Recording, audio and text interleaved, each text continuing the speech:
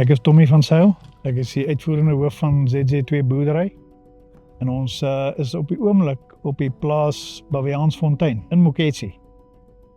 Die nasionale waterwet se doel is waarskynlik om 'n nasionale bate nuttig te reguleer en te bestuur sodat alle verbruikers huidiglik en toekomstig ewewigtig toegang het tot water.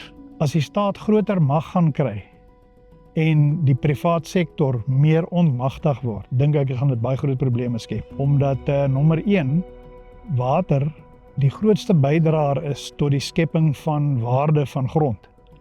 En as mens nie daai waarde van die grond in stand hou nie, beteken dit ons kollateraal waarmee ons na die kredietverskaffers toe gaan, het 'n probleem.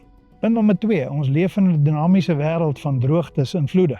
En die afgelope 10 jaar se gebruik is nie noodwendig die normale gebruik nie, want dit was dalk droog of dit was dalk nat. En as jy nou 'n amptenaar het wat dit nie verstaan nie, wat nou sy diskresie moet toepas saam met die regering, gaan dit veroorsaak dat ons nie kan aanhou boer op die manier wat ons gedoen het die afgelope 100 jaar nie.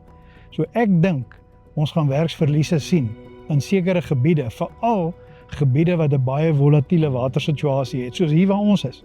Dit gaan dalk minder van toepassing wees op staatswaterbeheergebiede, soos die Olifantsrivier of die Krokodilrivier of baie van die riviere suid van hier waar ons is. Maar hier waar ons in 'n waterskaars gebied is, waar ons met boorgate werk en periodiek riviere het wat loop en damme volmaak, dit gaan definitief ontwrigtend wees en baie mense gaan hulle werk verloor.